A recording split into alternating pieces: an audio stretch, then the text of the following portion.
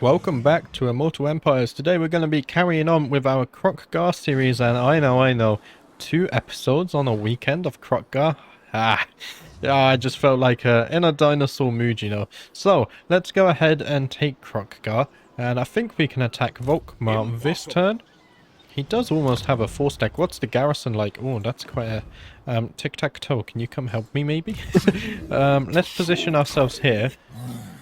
I think we're outside of reinforcement range, yeah. I say, maybe Volkmar will attack us. I don't think he will, though, because who in their right mind would attack a stack of dinos here? We do have Uaxti. Now, Uaxti was fighting against a Bretonnian, so let's carry on. We can go over towards Tlax here. Oh, I'm getting nostalgia here. Do you remember how many times we had to take Tlax and Puck's Marsh back when we played our Luther campaign? Oh, good times. That feels like ages ago, but it was only about 6 weeks ago now. The channel is still relatively new, actually. Let's go ahead and take Tepchik here. Now, where are the dwarves? Do they have military presence here? They have a character, but no military presence. A character there. Maybe they're all the way up in the north. Military presence. Okay, so their main army is up here, right. Let's go ahead and take Tepchik all the way up to the... Oh, wait, attrition. Why are we taking attrition? Okay, we're going to take attrition no matter what. What kind of attrition are we taking? Will suffer losses due to attrition whilst crossing mountain passes. That's not fun. Let's go ahead and attack this turn, though. That should be fine. There we go, a decisive victory there. Very nice. Another 2k experience. Let's go ahead and occupy this. And we gained a new trait for Prigel there. +5 leadership when fighting against the dwarfs. Very nice. Tepchik. Oh, we're not taking too much attrition, though. So that's fine. Prigel did get a level up as well. So let's go ahead and give him a level up here. Leadership aura size. Yeah, let's give him a leadership buff. That should be good there. Now, last episode, I remember I asked you if we should make a Scar veteran army with Kroq-Gar, but I just remembered that I'm recording this episode right after I just recorded that episode, so depending on your answers, we might not be able to do that until the episode after this one, so that would be on Wednesday. There we go, finally learning my own schedule. We've moved everyone this turn. Let's go ahead and check our diplomacy here. We can also get military access with the 7 Sentinels. It doesn't seem like anyone else wants anything though. Let's go ahead and check our buildings. We have 7k in the bank. We can build something in the Golden Tower. Let's go ahead and upgrade this to a Skink Barrios. And then down here, the Caverns of Soltec can also be upgraded to a tier 3 settlement. So let's go ahead and do that one. There we go. And then let's go ahead to turn 82.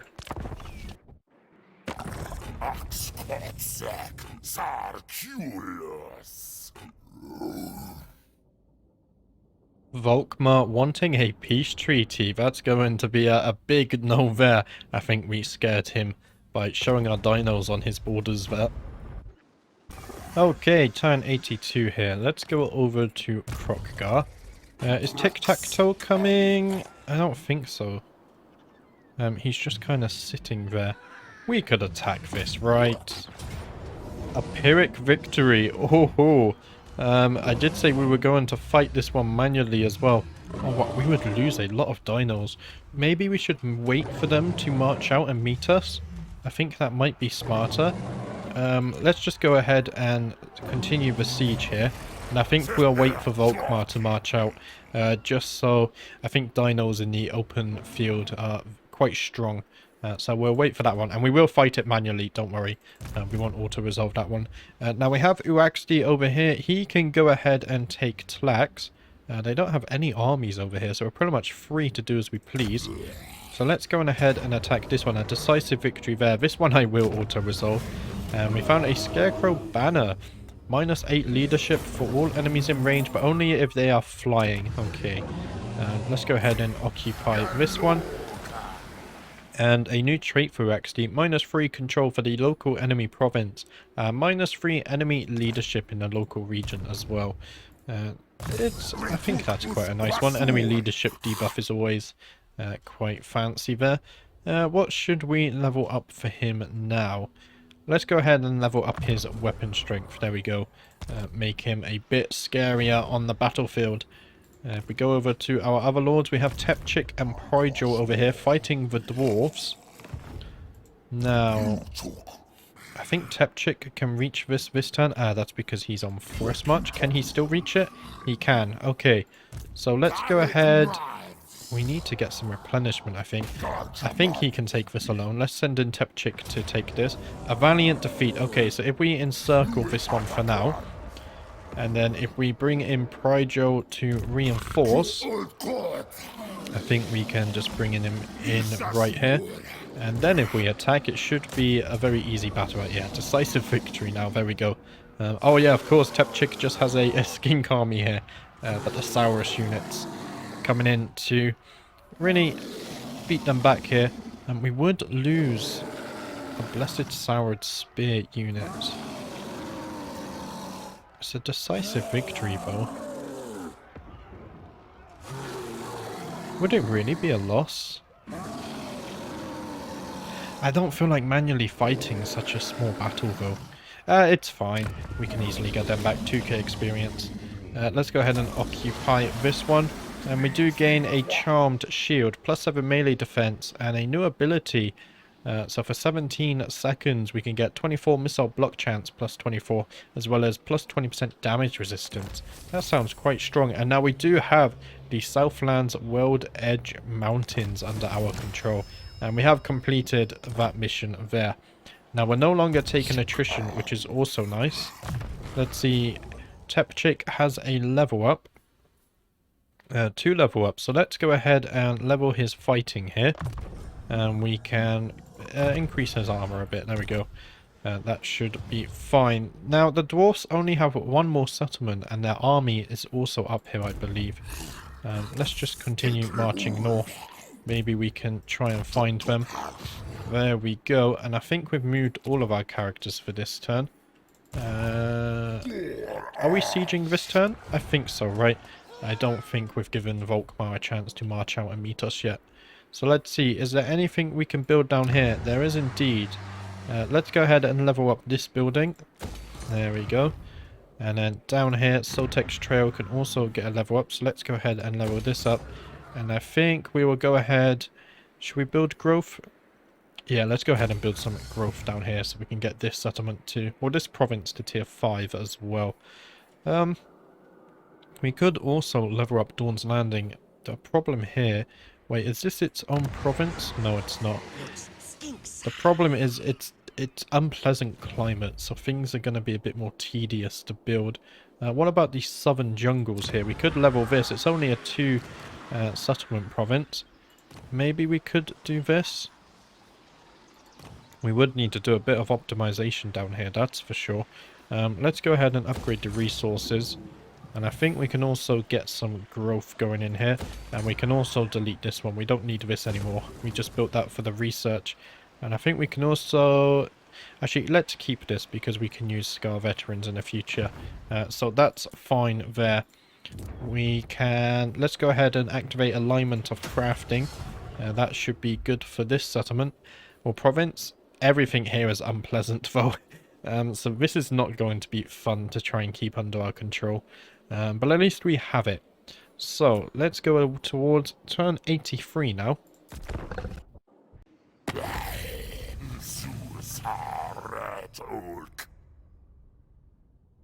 Thoric wanting that peace treaty, of course we will have to decline that one. The right kind of warrior. Rumors reach you of forces loyal to your ancient enemy, the ruinous ones, obtaining a vile, corrupted foothold on Lustrian soil. However, you have recently instituted a new spawning program, resulting many new lizardmen of the wrong caste. Will you send your depleted armies out, or institute a fresh spawning of deadly Saurus warriors? Okay, so if we strike now, we get -1 corruption in all provinces, but recruitment cost increases.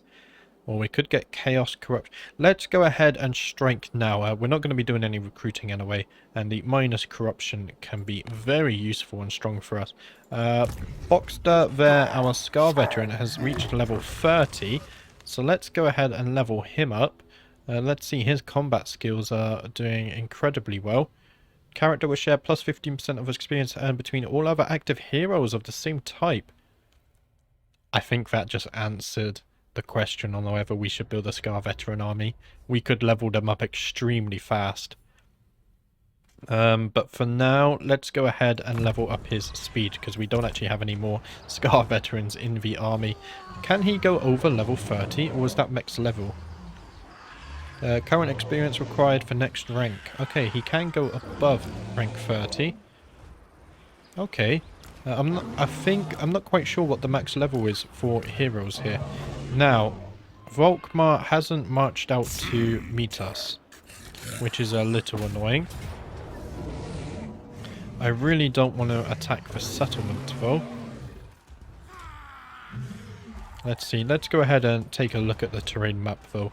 I feel like we're going to have no choice but to attack them here, which is a little bit annoying. I'm a bit scared of losing someone if we go in here. Just the fact that they would have so many towers and extra firepower to hit us with. I think we're just going to continue the siege. Let's build some more siege towers there.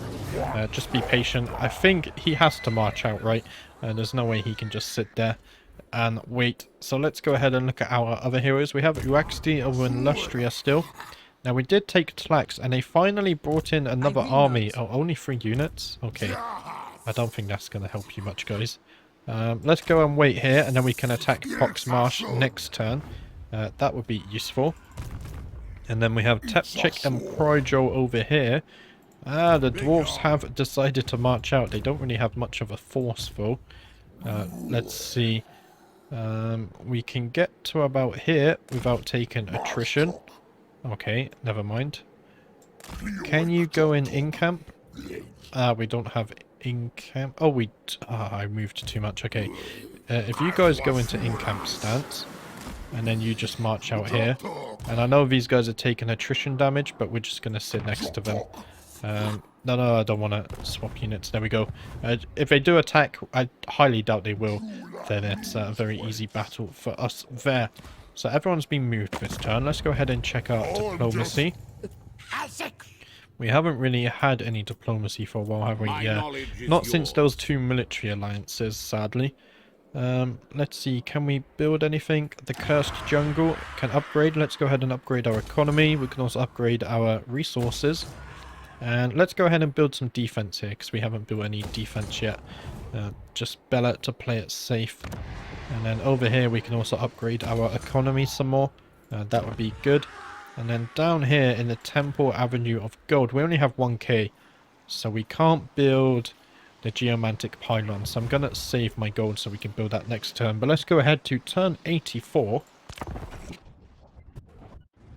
And a Rite of Awakening performed there for our ally. And a new mission. Defeat the following Lord's army in battle. Okay, the dwarfs, there we go. The ones that delve are defined by their greed, but now their avarice affects the great plan. They must be confronted. We would get 1k gold if we kill them within 6 turns, and plus 5 leadership for 4 turns upon defeating them. So that's very nice.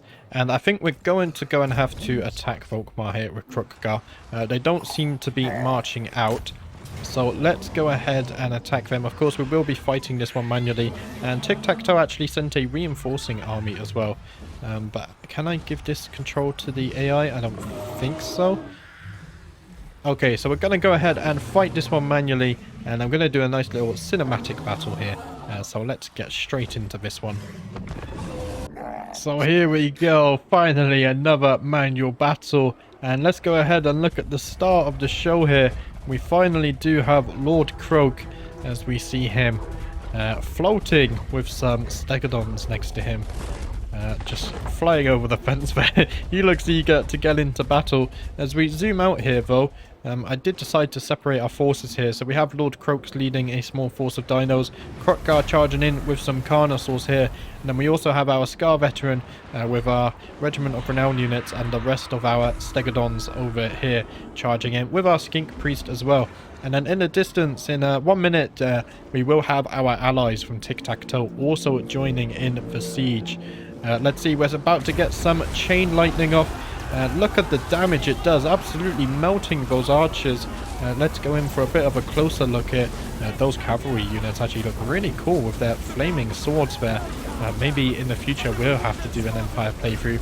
But that was a really good chain lightning actually, turning at the last second to get off a bit of extra damage on these handgunner units. That's cool.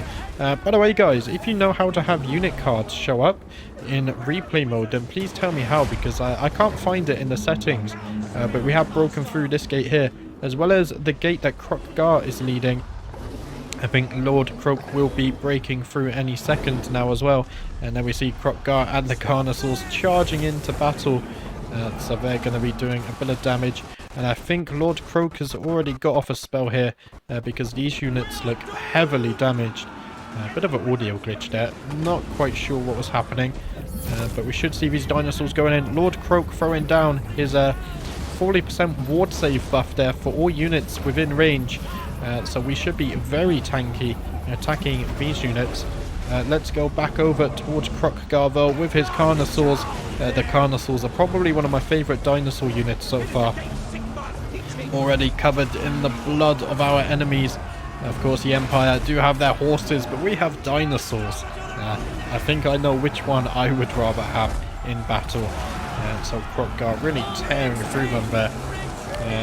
I think the enemy are anti-large, but really we have nothing to worry about. Kroq-Gar hardly taking any damage at all. If we go back over towards our Scar Veteran, as well as our Skink Priest, you can see they're doing a very good job over here. Although Volkmar has joined the battle now, let's go ahead and get a close-up of him. He is buffing himself here. Once that buff expires, we should be able to get a better look at his mount. I think his mount is one of the cooler looking ones in the game. Our Skink Priest also there. Well, I think that's our Regiment of Renown. Our Skink Priest is actually behind. They all look super cool as well.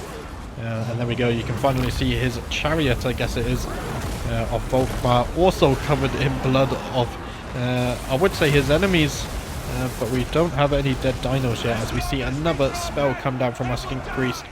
We also have some units on the walls here. We did build some siege towers, so making full use of those. Let's go ahead and look at our Saurus units here. I think when you go to hand-to-hand combat here, I think these guys would definitely come out on top, of course. Quite chunky, strong lizards here against your average man with a sword. I don't think they stand much of a chance at all. And if you look here, I think we've cleared the way here, and a fireball comes in. I think I might be in a bit of friendly fire. Now Carnosaur and Kroq-Gar has charged into the settlement, so dealing with these halberd units, and he decides to change focus to the gunpowder unit. They can do quite a bit of damage. Kroq-Gar still doing very good on his health though. A bit of frame rate issue here, but it should be fine. You can see the enemy artillery firing in. One of our Stegodons going on a rampage there and deciding to really chase them back into their city. Where is Lord Kroq? I don't believe I can see him. He's actually retreated outside the settlement here. So I didn't realize how squishy Lord Kroq is. And his HP has taken a hit. We have captured this gate though, and another gate, so that's all looking good. We look in here, Kroq-Gar getting plenty of kills upon the enemy. Another chain lightning going off as well, dealing with that ranged unit. And our Skink Priest also looking heavily damaged. Trying to go one-on-one with Volkmar, but I really don't think that's a smart idea. You can see the chameleons there firing from the back of that ancient Stegodon. And Kroq-Gar decides to come in and save his Skink Priest. That's exactly what you would want him to do. And Lord Kroq also getting off a magic spell here. Let's see this one go off. As you see the energy pour in. Oh, what an explosion. I don't think it did too much damage though. I think Volkmar was just outside of range of that. But as you can see now, Kroq-Gar and the Skink Priest teaming up on Volkmar. That should be no match. I would definitely put my money on Kroq-Gar here. And it's Spell has slowed down a bit here, as you see him trying to chomp on Volkmar. Volkmar casting his spells as well. And now Kroq-Gar decides to get some easy kills, and the humans that have decided to try and support Volkmar in the battle here. But we leave that battle to go on. There we go. Volkmar's nearly at half HP. Kroq-Gar's also taken a bit of damage, but I think he's dealing much more than he is taking. If we look behind us, I think we're also doing very well over here. And in fact, our allies from Tic-Tac-Toe have also arrived. And if we go in the very distance, they have captured this side of the settlement entirely. So we can see them on the walls here. Essentially no competition. They also have some dinosaurs of their own. So they're going to be able to come in and freely take the capture points as we really tie down the enemy here. We've done most of the damage and got most of the kills. Volkmar is around 30% HP now, and we see another Stegodon charging in. In fact, we see all of our dinos charging in to take down the bold man here, take down the bold wizard. He is no Gandalf. As you can see, everyone just chomping down on him. Lord Kroq throwing down his ward save buff as well. So 40% reduced damage for our units, and Volkmar's HP is melting away. And I think once Volkmar goes down, they're going to take a huge leadership debuff, and I think that might actually be the battle. And there we go, we do see Volkmar go down. The balance of power is really in our favour now, and I think it's just a matter of time before we take the victory. And there we go, a decisive victory there. There we go, a decisive victory. It looked a little bit sketchy there. We almost lost one of our Stegodons. And Lord Kroq, not as tanky as I thought, of course. He's only like level 2. And we sent him a bit too much. As well as our Skink Priest, we sent him in maybe to deal with too many units. But we did get that decisive victory at least. And I think that is Volkmar done now on this Immortal Empires playthrough. So let's get straight back to the campaign map here. And let's see if he's finally gone from the campaign. There we go, so a massive 5k experience there. We also got 4.7k gold. That's very nice, and we will go ahead and occupy this. Although I think I'm going to gift it to Tic-Tac-Toe because he already does have the other settlement. In fact, we could sack it just for 15k, and then Tic-Tac-Toe could actually take it himself. Maybe sacking is the way. Yeah, let's go ahead and sack it. That's a lot of gold there. And Tic-Tac-Toe can then freely come and take this for himself. So enemy killed in battle. There we go. Let's see, did we manage to kill Volkmar? I don't think so. We would have wounded him, I guess. And we do gain a new follower, +4 leadership when fighting against humans, as well as a new trait for Kroq-Gar. Defeated Volkmar the Grim. +3 melee attack for melee infantry units, and +3 melee defense for melee infantry units. That's a very nice little perk there. Now, Kroq-Gar has gained a level up, 2 level ups in fact, so let's go and see what we should get him.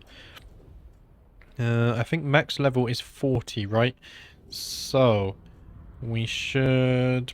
Maybe we should get him... Let's go ahead and get him some more weapon strength. I think that's a good idea. We could get him even more weapon strength here. However, what do we have up top? I think we could get buffs against Dark Elves, like buffs against Chaos. Let's get Purge Mankind. +6 leadership when fighting against humans, as well as weapon strength. And that's all his skills. And then maybe we can get the Dark Elves, especially the Chaos one. I think the Chaos one we will need. Our Skink Priest also gained some level up. He has all of his magic now, and all of his top stuff is fine. So let's go ahead and give him a level in Scouting. And then our Scar Veteran here as well also gained a level up. Let's go ahead and give him some more speed. There we go. And then finally, Lord Kroq gained 3 level ups. That's exactly what we want to see here. Now, what can we give him? I think we should go down his yellow trees, right? Barrier hit points. He has barrier? Really? Let's go ahead and get that. That sounds strong. And then we can also get Winds of Magic Power Reserve minimum +10. That will help him just cast more magic. And then strong versus multiple units. Let's go ahead and get Deliverance of Itza 2. There we go. And then we can work our way to Deliverance of Itza 3 and then get some of these skills as well. That would be very nice. But Lord Kroq's magic is insanely strong, I noticed. He does have barrier now, so that we're helping a bit. Right, where should we go? I think we should go over to Bagar, just so we can get some replenishment. If we can sit inside here, and already our replenishment has shot up. If we can get inside there next turn, that should help a lot. But yeah, we finally had a manual battle. That was a nice one. I did enjoy that. Now, we do have a small army here. They're not going to be able to take this. Is this a bigger army? No. What about the garrison at Poxmarsh? Slightly bigger, but I think we can take that. It's just a simple auto-resolve, right? Yeah, decisive victory there. Let's go ahead and put the Scarecrow banner on... Where is he? This guy, I forget the name of it. The Spirit of Tepok. There we go. And we will go ahead and auto-resolve this one. Let's occupy Poxmarsh here. We gained a new enchanted item. Causes fear and causes terror. And we do have the Jungle of Webs under our control now. So let's go and activate the alignment of crafting. I do like that one. And Uaxdi also gained a level up. So let's see, what can we give him to make him stronger? I think it's about time we gave him some leadership, right? So let's go ahead and do this. There we go. So now we have this under our control. Now we can start marching north and then deal with the remaining Bretonnians and then deal with the Empire. We do have Rakarth over here still though on these islands, so we're going to have to fight him in the future too. Now going over to Tepchik and Pryjol. Let's finally put Tepchik in camp so he stops taking attrition here. And I don't think we're going to be able to catch up to the dwarfs. But at least they can't come through here. Oh, they can use the underway though. But he's left Kroq-Gar undefended. They don't have much of a garrison, so maybe next turn we could even try and take that. Now let's see, can we build anything? I don't think we can build anything here. Ah, Sotek's Trail, there we go. Let's go in the building browser, I find it a bit easier. Let's go ahead and level this up to tier 3. We can also upgrade our gold mines here. Let's go ahead and do this. And we can also build some more economy. I do like economy. In fact, let's not build that. Let's go ahead and build the geomantic pylon. And we'll also get a better growth building here. There we go. Make our way towards tier 5 a bit faster. And was I leveling down here? I'm not sure if we decided to level this or not. We can get this to tier 4 though. So let's go ahead and do that. We can also upgrade the growth here. And let's go ahead and build some defense, of course. Just so it is defendable. There we go. We're looking very good. We're going to save the rest of our money to level these provinces. I'm not sure if I want to level this province as well. Part of me tells me that I should. Let's go ahead and build this port.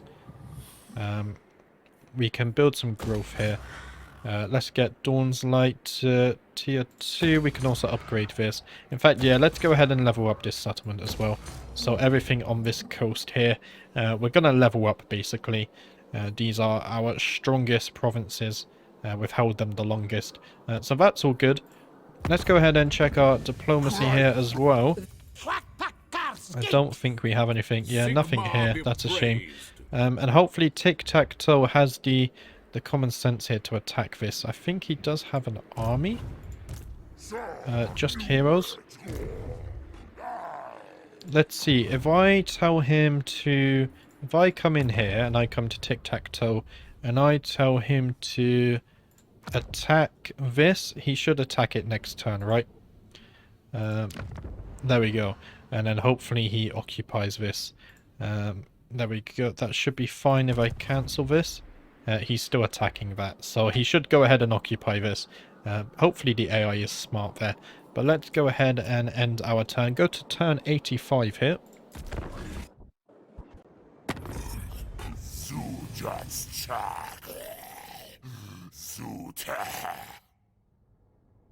Wurzag once again wanting a non-aggression pact. Your time is coming, buddy. We're going to say no to that one because we will declare war against him in the future. We need to take the rest of the desert lands here. And a Rite of Awakening performed for one of our allies here. And Tic-Tac-Toe did go ahead and take Suddenberg here. So very good job there. Our allies also performing some more rights. And we have a new technology. Income from trade towers plus 10%. We're becoming very rich now. 6k gold per turn. We can definitely go ahead and build some settlements up to tier 5. And maybe even get 1 or 2 more armies here. Which is nice to see. And we have a new mission, recruit a lord. Well, there we go. That's good timing there. Order the poor keepers to scatter the seeds. The spawning pools must begin gestation. So we would get minus 15% recruitment cost, plus 1 recruitment rank for 4 turns. That would help, as well as 1k gold if we do it within 6 turns, which I think we will. But if we zoom out here, we gained a nice little bit chunk of land here. So the dwarfs are essentially gone. We just need to take their last settlement and their army, and the Thoric is dealt with over here. And over in Lustria, we are in the process of wiping out the Bretonnians. But again, if we just look at all of the land controlled by the Lizardmen here, and all of this by us and Tic-Tac-Toe, and even Oxyotl down in the Southlands here. I think they're called the Southlands, I'm not sure actually. I think this is the Southlands, right? No idea. I need to brush up on my Warhammer geography. But yeah, if we look at all of this land the Lizardmen control, our campaign is doing extremely well right now. But that's it for today. I will be back on Wednesday with another Kroq-Gar episode. And as I said, make sure you tune into the channel on December 1st. Because I do have an extra little special Warhammer series starting up for Christmas. But I'll let you find more about that closer to the time. But that's it for today. Thank you for watching as always, and I shall see you in the next episode.